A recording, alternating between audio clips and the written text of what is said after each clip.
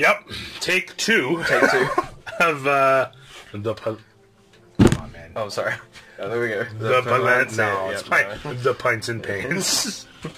Yes, welcome. We're back again on the start of what is to be an epic hobby weekend. Yep. What's going on, Dan? What are we here for? What are you here for? What am I here for? How did you end up in the Forge? Regale us with your tale of travels and glory. I'm here to film an episode of P&P. That's it. Yeah, I'm going home after this, yeah. Just hit film P&P. He showed up on my door last night and he hasn't left since. No, I'm not too why would I leave? It's great. Well, I'm glad you're enjoying yourself. I mean, we finally made it to the Forge. Which yes, is, you know, Dan is hobby bucket list. Big tick. He has been regaled with what is the massive secret of the Forge. He's seen all of our in-depth and overly complicated filming processes. Yes, yeah. The production you're pretty impressed. Through the roof. Pretty impressed. Yeah. I mean, I don't like to toot our own horn, but we're a pretty big deal here. You know, pretty big deal. Pretty big deal. No, seriously, it's kind of mediocre at best. But we have fun, don't we? It does the job. Cheers. Cheers, sir. Happy to have you, sir, at P&P headquarters here. What are you drinking? What do you just drank? I am on the Amaretto and Coke. Amaretto on Coke. And let me tell you, if there's any Brits watching, Dan did you proud last night. Yeah. He certainly kept up with his Canadian counterpart. I tried my best. It's difficult. There's a bottle of Amaretto upstairs that is not feeling very well this morning. But, yes, I said morning. It's morning. Yeah, it's B&B, because we got shit to do. We couldn't wait. We got to get this filmed. Well, yeah. So, and we can't not have a drink while we film P&P. So, yeah, it's about 7:30 in the morning. I'm kidding. No, it's almost 11. It's almost 11. It's almost 11. So what time is it at home? We'll just go off your clock. It's like 3. Perfect. Yeah, See, 3 o'clock. Here we go. Cheers. All right. This is all we do in the Forge. Right here. Yeah. I mean, I've seen P&P before. I'm used to this now. I'm glad you're familiar with the structure and the content. You'll fit right in. So, no, really exciting weekend other than coming here to do Pints and Pains. Yep, we've got Hot Lead to look forward to. Hot Lead. Yes, we do. Lots going on. Very, very busy. Yep. Lots of work's gone into this. Lots of great prizes, support from different companies. I'm required to mention them by name as part of the contract for getting support.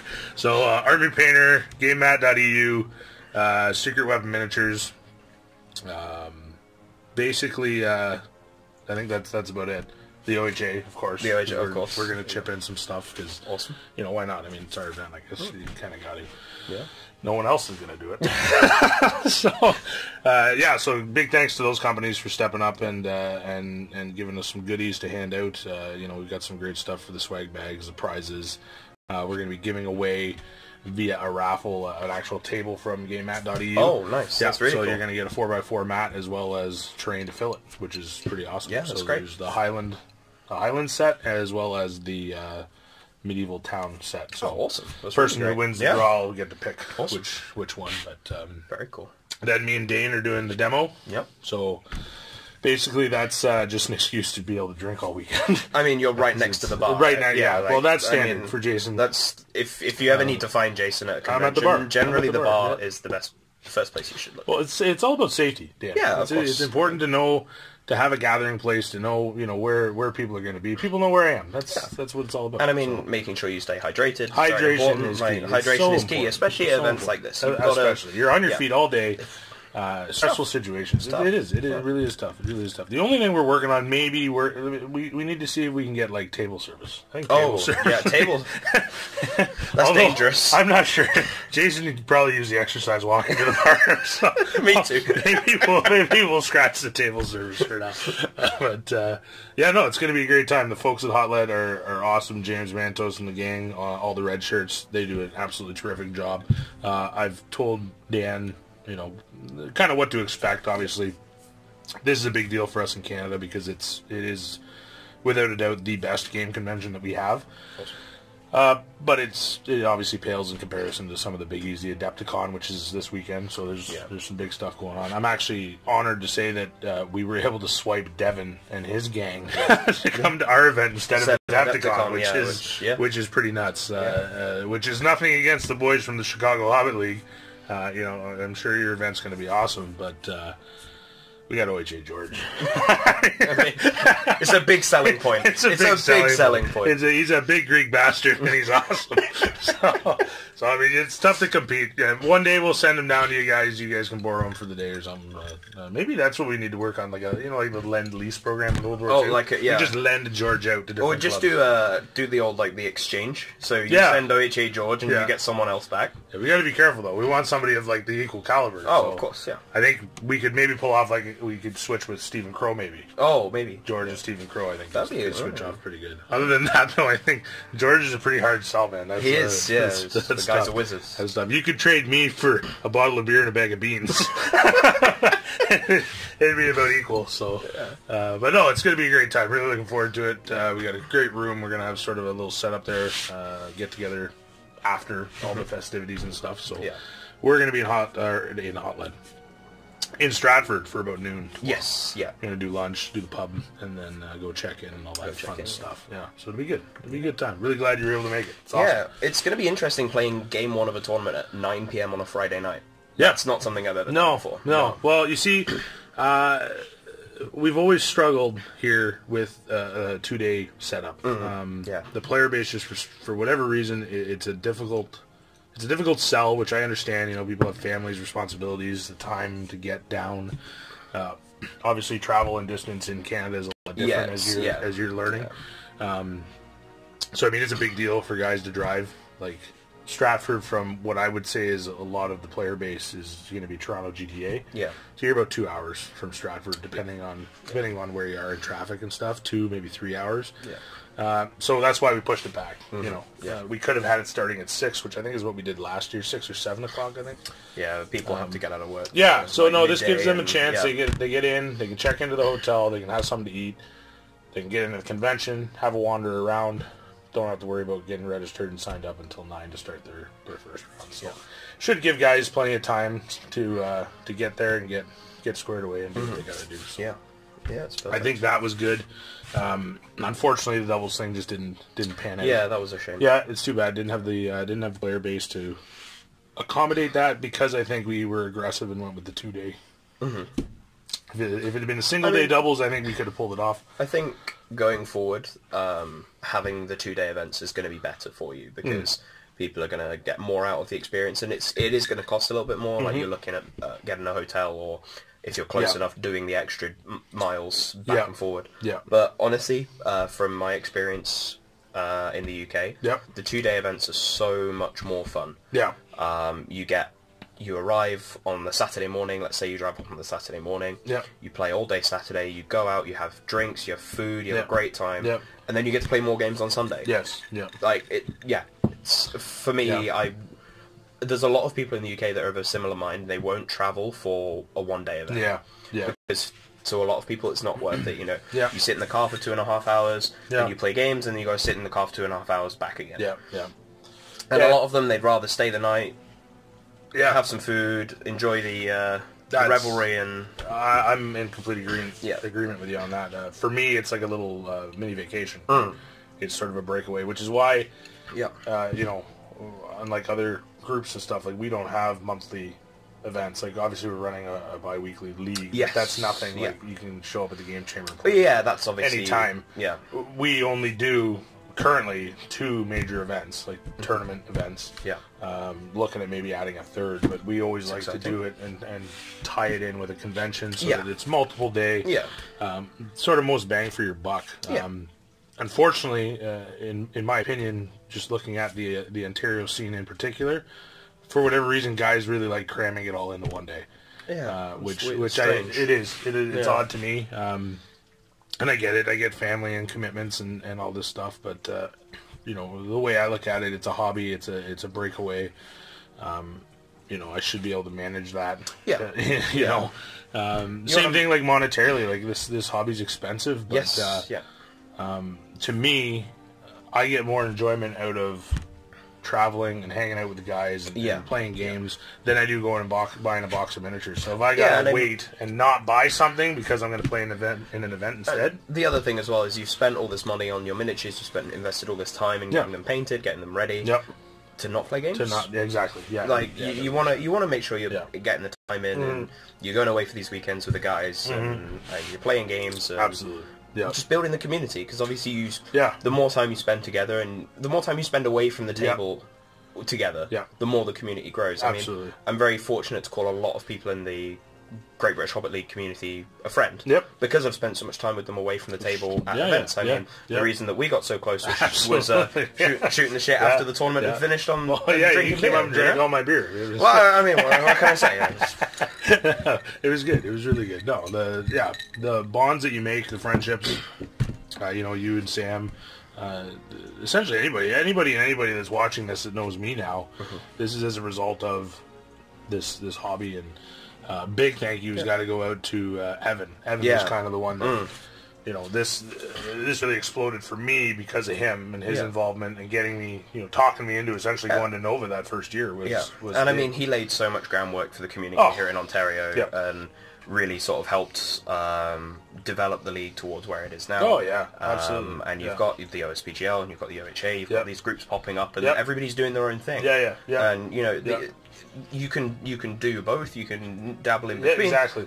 And I mean, they've got a huge calendar of events. You guys have got your calendar that you're building up, and your league nights. Kind of like a marquee. Yeah. And I mean, if you're in the London area and you're not come into the league nights, what are you doing? No, absolutely. That's what are you doing? You've just been called out by OSA again. If you're not playing yet, you should be. You really should. Even if you've not got much of a collection or you're a new player, go and meet the guys. Oh yeah, we'll help out. We've got a couple players where we said, if you guys need models or miniatures to round out, we're moving up to the 450 mark in the Escalation League, which is awesome. So it's I like the idea of an escalation league. Like it brings some flavor and changes the. That's all I got to give credit to OHA, George and Dane. They brainstormed that beauty. But I'm excited because once we get done that, then there's going to be a tournament. Yeah, like a season ending sort of season is 3 months. It's going to be really good for people who are new as well, because they start with their 300 and then they have a goal of 450, so they know they have to get another 150 points painted. So it sets you a deadline and it gets you an achievable target. I mean, 150 points is, if we were like we were talking about earlier, you could one model you could do 150 points, or you get your captain and a warband, so you paint 13 guys. Like, you're not painting a huge amount of miniatures, and you have what, 2 weeks or 4 weeks between each points jump. 2 weeks between each. No, sorry, 4 weeks between each points jump. So now we'll play two sessions, which will be 450. Okay. So you have a month to paint. Not a huge amount of models. No. It's definitely really achievable, and it's a great format, great setup. I'm excited. The tournament that will be played after is going to be open to anybody. You didn't have to participate in the league. Oh, that's cool. To take part, so that's going to be open to everybody and anybody in the community, which is awesome. So we're going to start adding some stuff to the calendar, different things. I know there's been a lot of brainstorming about hobby days. Especially because we have such a newer player base. We want to adapt that and be able to help and do some sort of how-tos and days where we can show guys tricks of the trade. And I mean, especially when you have the level of sort of hobby genius with yourself and George come to making boards. I mean, the board you've done for the Hot Lead display game is really good. Well, thank you. And the boards that George has turned out for all the OHA events, they're stunning. Yes. Wonderful pieces to play on, and I'm sure people would love to pick your guys' brains on how you go about that process. It's really awesome to like Hot Lead. I try to contribute something to Hot Lead every year. Prior to the SBG thing, that was through historicals and stuff and different options. And I'm always intrigued at the people that come up. There's generally two types. There's the person that comes up and asks you how you did something. And then there's the person that comes up and tells you how you did something. Oh, okay. And I think my favorite part is listening to the person tell me or someone else how I did something, and listen to them get it completely wrong. Fucking wrong. You are so far out of left field. And 9 times out of 10, to be honest, you are completely overcomplicating your life. Like this stuff is not. It's not hard. Like it's a matter of patience. It's a matter of. I think the biggest thing achieving with any board is finding that balance between making it realistic, but also making it playable and so that it looks right to scale. Because you can go way beyond and go super detailed, And then when you throw miniatures on it, it looks like a mess. It looks like there's just too much. It can be too busy. Yeah. You know what I mean? Yeah. So striking that balance, I think, is the big thing, and starting small and getting guys. And that's what I mean with the hobby days. If we can get that rolling, I think that's going to be big to show guys. Take something like a base like that. You know what I mean? And that's their project. Yeah. You know what I mean? We're going to do this one little piece just to get you started, give you some basics. You know how to apply the putty, how to whatever you're doing. Yeah. And go from there. So I think that's going to be cool. Yeah. But, enough of that. Hot Lead's coming. We're going to film some stuff. I'm sure there'll be some shenanigans and stuff that we'll get up I on imagine the channel. so. Oh yeah, I'm sure. No drinking though. We've chosen to be it's going to be a dry. No, it's not good. It's not even close. Not at all. There's a very good chance I'm not going to remember Hot Lead come Monday. I mean, that is a worry that you have when you hang out with the OHA sometimes. It's true. Will you remember hanging out with the OHA? Yeah, but that's how you know you had a good time. Well, You can't remember it. On the plus side, you wouldn't know if you broke any laws either. You can't remember it. So unless you wake up in the tank, everything's going to be fine. Everything's going to be fine. Yeah. Well, it's going to be a good time. So while I got you here, I think it would be prudent to have a discussion about the game. Yep.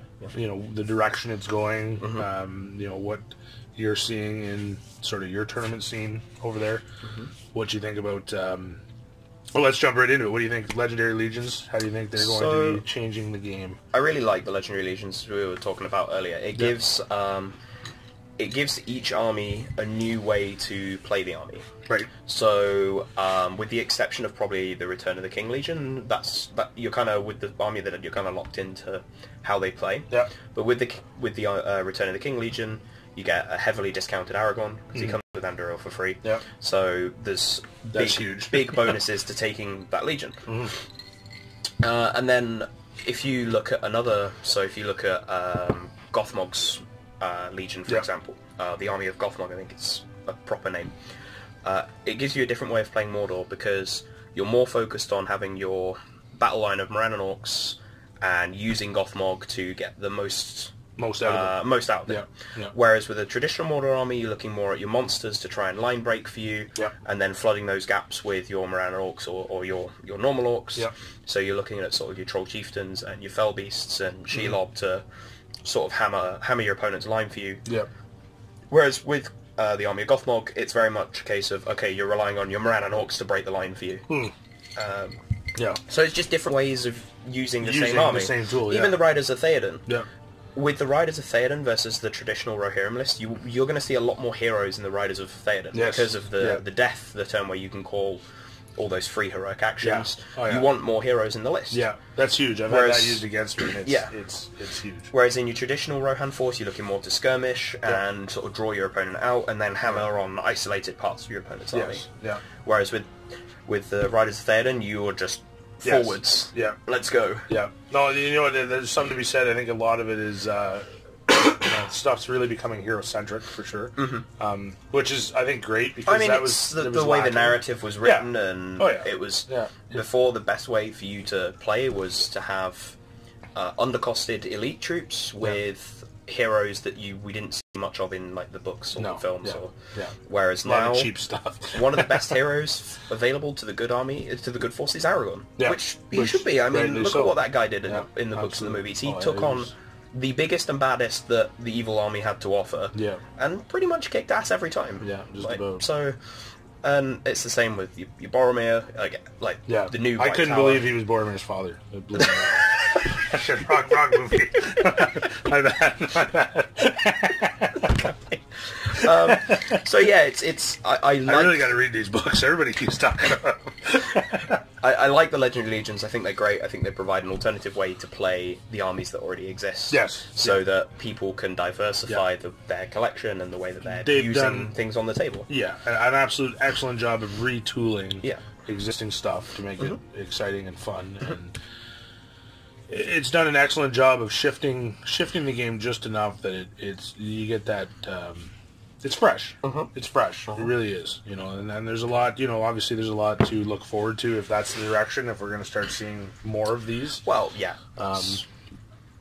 with what's happening and where they're going. I know they've alluded to saying look to the west. I think that was the hint we were given at the GT. Was the hint it was the GT you got. But obviously, there's quite a lot west. There's a lot west. It's like they've not really given us much clues. We just know probably not Harad, which they've kind of already done anyway. Yeah, and not Easterlings because they're from the east. Yeah, that's a very good observation. Well done. I didn't even think of that. So, I mean, we've ruled out Easterlings, guys. You heard it here first. The OHA. It will probably not the Easterlings. It will not be the Easterlings. I'm going to say it. It will not be the Easterlings. So, based on the math that Dan has just done, we have triangulated the expected return for the next other than that, they've kind of left it wide open, so we'll see in hopefully the not too distant future. But I can imagine it could be a little while that we're sitting on it. How long was it between Gondor at War and the new edition? Not overly long. Not a huge amount of time, right? No, not a huge amount. But I have a feeling that Gondor at War was kind of queued up and ready to go.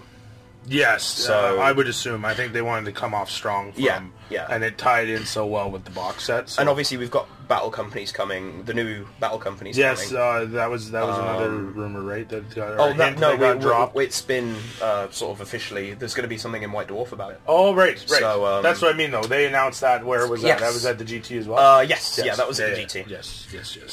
So I'm a little behind on the news on the channel, because I have not been doing my job. Yeah, so then I think the next release is going to be battle companies, then after that... Who knows? I'm quite interested to actually see, and personally I think it's going to be a long time coming, but I'm interested to see some legions for the Hobbit stuff. So for the Hobbit era. That would be awesome. To see if that's something they're going to touch on going forward. I mean, I understand already that, when we had that There and Back Again book that dropped, it already kind of had a little bit of that flavor, I feel, because you had the army bonuses, and you had it was already tailored. They're smaller, they're smaller forces in comparison to what you see on the Lord of the Rings line, which is accurate. That's fine. It's going to be interesting to see if they do, cycle through whatever they're going to do for Lord of the Rings, and then go back. I'm excited only because I'm a big fan of the old Journey books. So there's a lot of people out there that really love those books. They're amazing books. I've got them upstairs. They're fantastic. I'm hopeful that we're going to see something along those lines, something that refreshes them. That would be cool. Brings them back in line with sort of the changes to the game that have happened. I'm excited to see that, just because we pride ourselves on the whole themey and narrative side of the... Which, it's really sad because we've been so tied up in sort of pushing the OHA to grow it and get guys into the game. That unfortunately we've done more with playing tournaments and competitive stuff than we have with the narrative stuff. So definitely want to get. I know OHA Tyler's a big proponent of this. We want to get back into the bat reps, but do the scenario based stuff. That would be really cool. Because a lot of people, when you see the bat reps, it is tournament armies facing off against each other, or it's sort of thematic armies matching up against each other. So I think one of the last battle reports I saw was Steve was using his Gundabats versus Lake Town. Right. Which is nice. It's got a nice theme to it. That's a thematic story, but we've not really seen anybody playing through the scenarios. No, through other than I guess it would be the Grand Campaign. Would that be considered? Yes, I suppose. Is that the journey books he used? No, I think they were playing through the Hobbit scenarios, weren't they? I'm not sure. I'm not sure where they're at. Unfortunately, I don't have the time to follow those. No, I mean, I know he does it, but I can't say that I regularly tune into them. Unfortunately, but no, that's something, especially given the tables that we have the access to, and the hard work George has put in. I would love to see us draw on that and utilize them a lot better than we do. Because I think doing those scenarios and filming it, I think that's something different you don't really see. No, and it's something that a lot of people would enjoy. Because there's a lot of people who got into the game because of the narrative side of things, because they love the background of the lore and they love the Lord of the Rings, rather than sort of loving the game, and then they fell in love with the game after playing it. So I think a lot of people would really enjoy that, seeing more of that kind of stuff. So what are you guys seeing as of right now? Like, obviously with Gondor War, I'm sure you're seeing a lot of Gondor War armies. Oh, so in terms of sort of what are you seeing at your events? Since let's break it down to as far back as the re-release. So from the re-release, we've had the Grand Tournament. We've had. I'm just thinking in the UK. We've had the Grand Tournament. Had Into the Wilderland, which was run by Mark Keemster, I think. Then we had the Top Table Weekender, and what else have we had? There's been a few. Is that Beast of War? Top Table Weekender? No, that was that's Steve Crow's. Yeah. Steve Crow. I get those two mixed up now with the name changes that have occurred, So yeah, we've had 3 or 4. And from what I've seen from sort of tournament reports and stuff is that there's a lot of Return of the King. Yep. Because it's a very straightforward army to put together. I mean, you need 2 boxes or a box of Army of the Dead, or if you bought the Pelennor Fields box, it's the Army of the Dead in that, plus the 3 Hunters and the King of the Dead. Boom, you've got 800 points done. And that's Damien used that. Yes, correct? yeah, Damien used that at the Grand Tournament. He did an awesome job on that whole... Oh, gorgeous. Yeah. I don't know who he paid to write all those articles, but they were fantastic. just wind you up, buddy. And then we had... we've seen a lot of Gothmog's Legion, or Army of Gothmog. Again, you get the Pelennor Fields box, you have the core of the army, all you need to add is Gothmog, one of the Orc Commanders, so one of the Pacts of the Forge World, the 2 guys, so you either get Guritz and the Enforcer, or Zagdush and Goroth. That's awesome. And then you might want to... you even get a Mortal Troll in the box, in the Pelennor Fields box. Oh yeah, so it's a great set. again, you're looking at an 800-point army out the box by adding 2 blister packs. 2 blisters, there's so much variety, so much ability to... Similarly with the Rohan stuff as well, you just got to add a couple packs of heroes and maybe a few Royal Guard, and again you're off to another army there. So I think that was a well designed feature of the box. Yes. But going back to sort of what we're seeing, a lot of good armies are sort of crushing right now. So in tournaments where you're only bringing a good or an evil force, we're finding the good armies are reaching the top tables a lot more frequently than the evil. I think that's just because a lot of the good armies build themselves. They're very straightforward. You take these 3 heroes, you fill out their war bands, and you're basically done. Whereas evil, it's taking a little bit more time. A little more creative. The Fell Beast crutch is gone. You can't just lean on having a Fell Beast anymore. They're a lot squishier than they used to be. They're a lot more manageable. Magic is toned down. So you can't just go, oh well, I have a Fell Beast, and that's going to deal with all my problems. That just doesn't work anymore. You can't just ally a Shade into everything because you get Red Alliance, lose your army bonus. So you can't rely on the Shade crutch anymore. No, for sure. So people are now having to find out new ways to win games with their evil forces, rather than just relying on these traditionally powerful units to do a lot of work for them. Are you seeing a lot of players, any players for that matter, that are completely just throwing the army bonus aside and saying, you know what, I don't care, and taking your Red Alliance? So we've seen a couple. So Matt Light, one of the new players into the T-Nots sort of area, he took to the Grand Tournament Goblin Town with a Shade, which is Red Alliance. But what he found was that the Shade didn't really need to benefit from heroics a lot of the time, so that wasn't really a big deal. And the army bonus for Goblin Town is 6 additional models per warband. So he found that he didn't... Again, he had enough numbers and enough heroes that didn't really matter, that he wasn't filling out those extra warband spaces. So it worked out really great for him, and I think he won all 3 games with that force. Oh wow! He certainly won 2. Because it's an inherently powerful strategy. You've got a huge number of models. Your opponent is at -1 to win all the fights.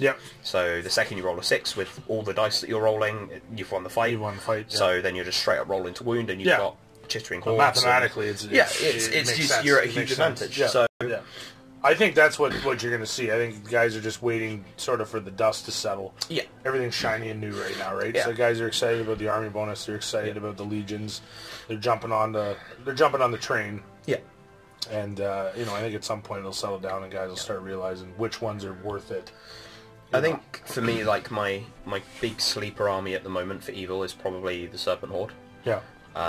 You have access to a lot of things that are going to do very well versus a lot of the popular armies right now, especially the good armies.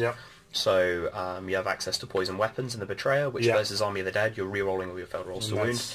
You have access to Watchers of Karna, which have Hatred Spirits. You're on +1 to Wound versus Army of the Dead.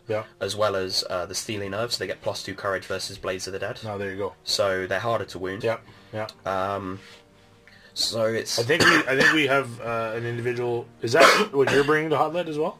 I am bringing Serpent Horde, yes. Serpent Horde, and I think we have another fella from the States, Cody. Cody, yeah. He posts really nice. Really nice work on that stuff. Awesome work. But I think he's bringing that as well, so I think you're not the only one who's picked up on that little nugget. Tim Hickson came to the GT with 50% Watch Zakana, 50% Howard Warriors. Oh, wow. So he was ready that to guy's take a on, boss. Eh? He was ready to take on Army of the Dead. That guy. So, and one of the biggest sons of bitches I've ever seen in my life, eh? He's a big guy. He is a huge big guy. Boy, and that's saying a lot coming from me. Yeah. I can tip the scales on the relatively big side myself as well, but he's a big, tall boy. Towers over everybody. Super nice guy, though. Good Lord. Really nice guy. Good Lord. But again, it paints like a monster. Like, I don't know how he turns it out. Yeah. Like, good Lord, do you take commissions? But well, there's a few people in the community like that who can just knock out an army in no time. You know what? Generally speaking, I can paint relatively quick, but I have to be motivated. Yeah. And it comes in waves. Like, I'll go through like a 2-week period where all I want to do is paint. Yeah. And I will do it, and I'll crush stuff out. The problem is I'll go another 6 months and not want to touch a brush. Not want to touch. Like, these poor guys have been sitting on my workbench for... sorry, it's not SBG, it's Necromunda stuff. But, heresy. Well, I got to have a change sometime. Well, yeah, Good Lord. It's, between... all the wonderful stuff in the community, and then God love him, brother George calling me to talk SBG. It's SBG all the time, which is great. I love it. It's fantastic, but it is nice to break it up. Yes, every once in a while, keeps it fresh. But same thing I find with the events. Like, these events really help to re-energize you, get you excited. I mean, the only time generally I'll paint a new army is if I'm going to a tournament. Sure. I just need to get in the habit of starting earlier than 3 days before the tournament. That was, I couldn't believe it. You're like, you're going to be getting on a plane in 3 days. You're like, oh, I'm going to paint. No, what was that for? It was for the GT. I painted my good and my evil force. That's right, because you were doing a live stream. Yeah, I was going a little insane, so I needed some people to just say, tone you down. Yeah, just keep me with it. That's good. Yeah, so that was a 50 model Harad force and a 30 model Gondor force in 3 days. Good Lord. Nope. I mean, you can tell it's been painted quickly. I need some more of these. But it's it's tabletop standard. As long as you don't look too closely at it, it's absolutely fine. It's fine. You know what? And I would rather see, like, as long as there's color on it, paint on it, gray just. Oh no, unpainted models. Unpainted models are awful. Like, even any event, personally speaking, any event. I know that there's some groups that make exceptions for this, but if I'm paying the kind of money that we're paying to play into these events, I do not want to fight, and I don't care how new you are. I'm really sorry. I don't. There's enough kind-hearted people in this community that can help you out. Yeah, that's right. There's absolutely no reason for me to pay $80 to play against a force of unpainted shite. I mean, I think it's like a standard rule in the GBHL now. It's like a standard tournament rule. It should be. It should be across the board. All models need to be painted. I'm blown away when you look at these 40K guys. Like, they're playing in, like, and it's touted as like a big deal. You know, they're playing in nationals or whatever it is that they call it. Yeah. And you walk out and it's flight bases with no models on the top because they're worried about it tipping, which I guess I understand. And then everything's gray. Yeah. And these are like the pinnacle hobby player. Like, what? Yeah, it just doesn't make any sense to me. It blows my mind. And GW's not making any money off these guys on paints. It's bullshit. Yeah. We gotta up the share price, boys. I think my favorite one was a guy was testing an army for a tournament, and like it was going horribly wrong. It was for an Age of Sigmar tournament. Yeah. And on the Friday he was like, screw it, I'm gonna play a different army. Yeah. So he bought the army and painted it all using the Night Haunt. Yeah. So he made them all into ghosts.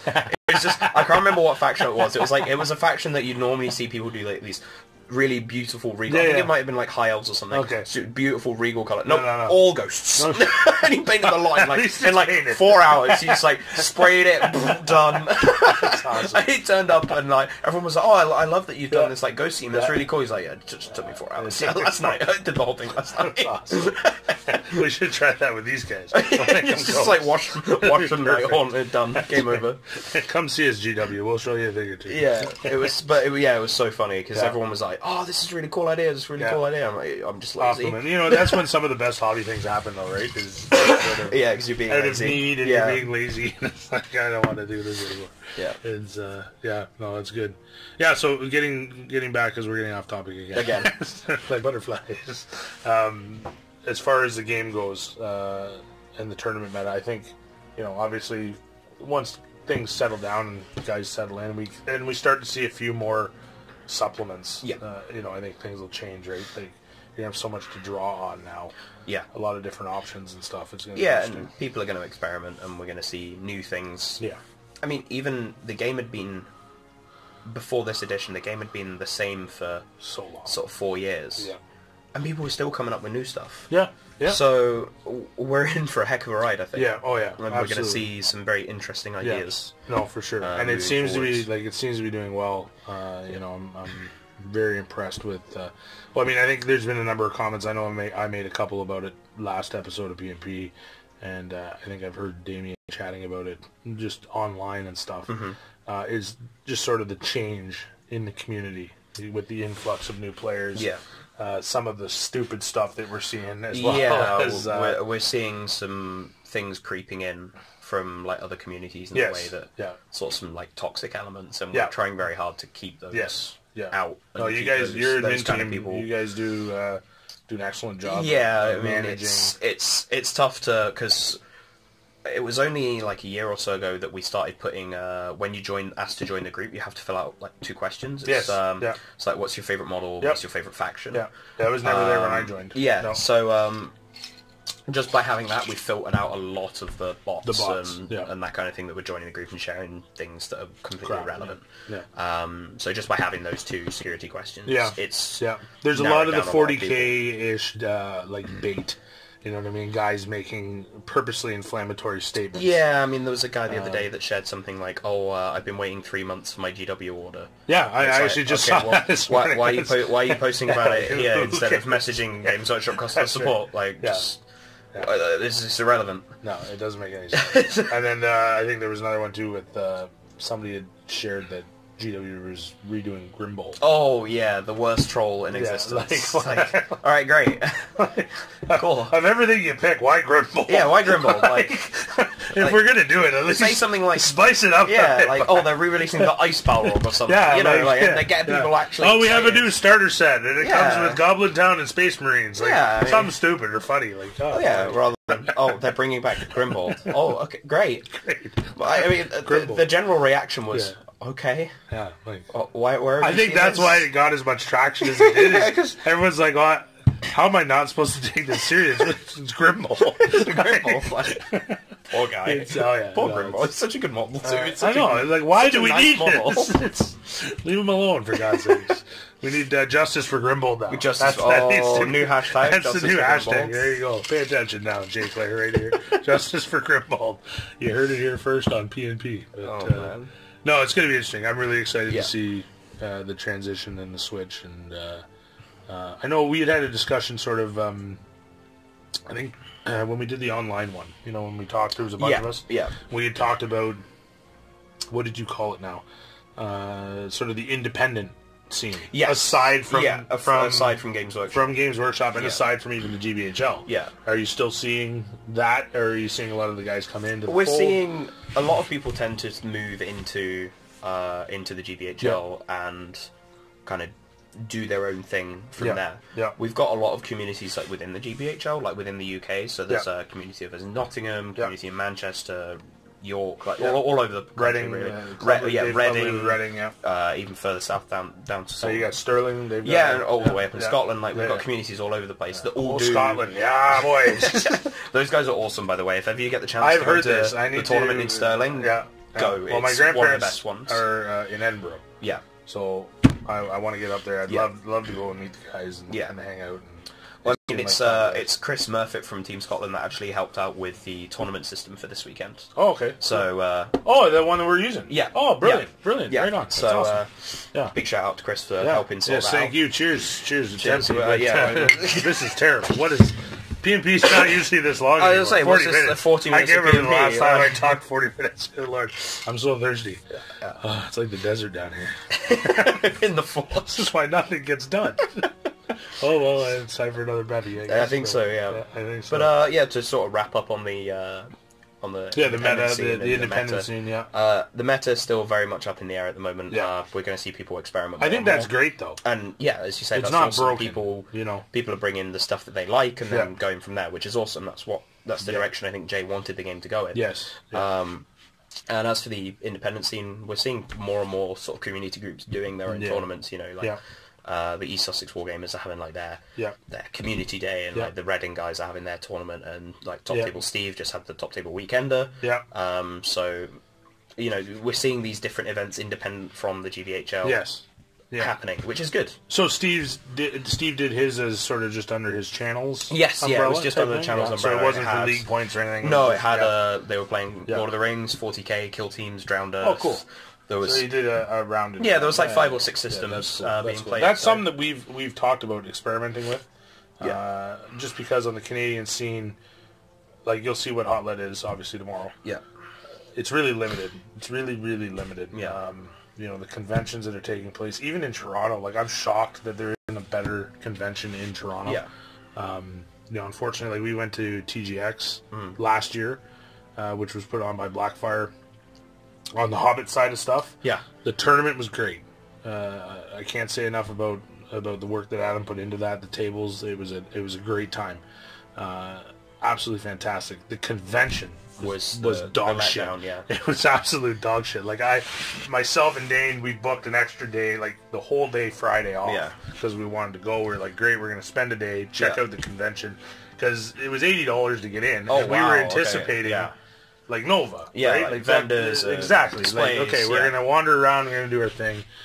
Got there, and it was unfortunately it was very spread out, different rooms. The main hall had the 40k stuff, and I think there was 3 vendors. I think there was like a guy that was selling bases. They at least had a bar in there. Oh, okay. My only gripe about the Hobbit tournament side of it was there was no bar in that room, so you had to go.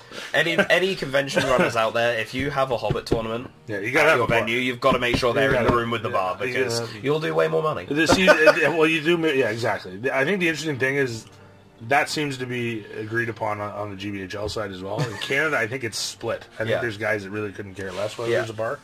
Oh no, back home most people, even if they're not drinking, they will come and socialize with the people who are drinking. Certainly. So I think it adds a social aspect to it. It loosens it. It keeps the mood light. And, and I think there's definitely a place for it, which is why we strive to make sure that. But we're also very, very, very central on making sure people are hydrated. Of course. Well, we don't want any situations arising. No dehydration situations, anything like that. So no, it's interesting. It's that unfortunately, to my mind, really. So what I'm building on here, because I got off track again. This is way too long. 42 minutes. Good Lord.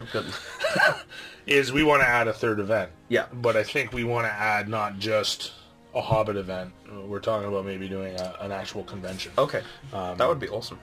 That's the hope, I think. To my mind, I think it's really simple. I would love to invite 40k guys just so they can pay for my weekend. Like, let's be honest. I'm not going to beat around the bush. I'll give you space. You run your tournament, but you guys are the bread and butter. You're paying. Like, they're going to get 40, 50 players. Yeah. That's going to pay the way for the SBG guys. So now we can have a great event. We can bring in some vendors, get some actual bodies in there. Yeah.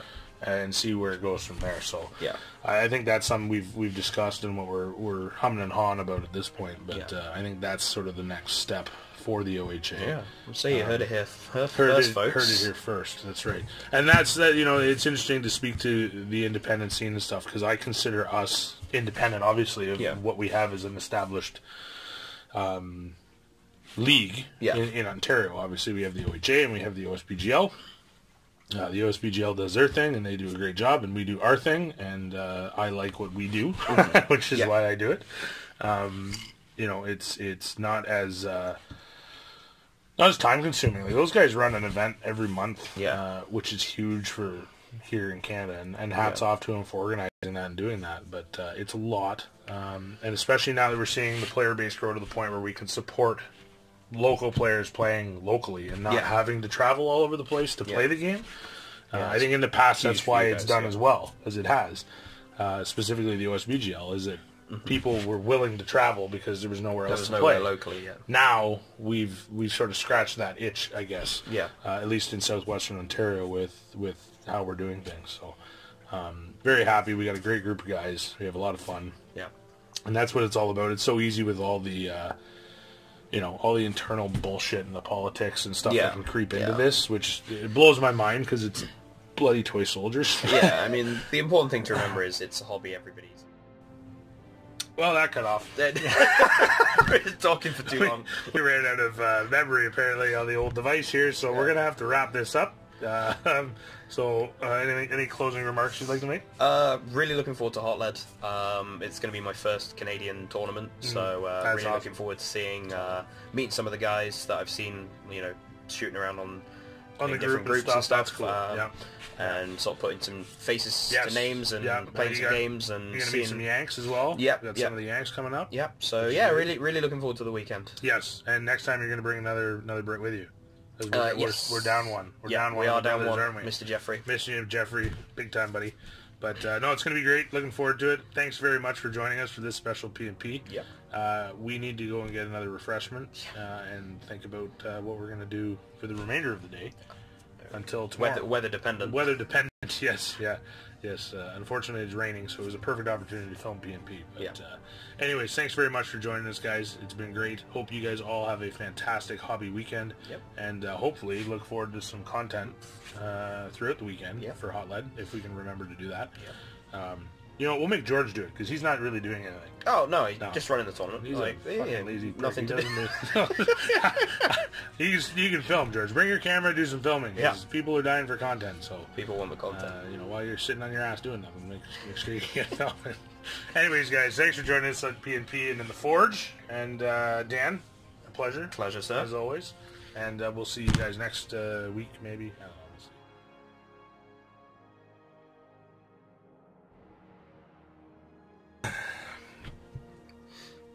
It's filming. It's filming. Okay, great. Welcome to, what are we doing again? The Palantir? Is it the Palantir? No, we gotta do this, right? We gotta do this. The Palantir. There we go. No, that's not. It's pints and paints. Of course it is. Fuck. I just swore. We'll put this one in the bloopers.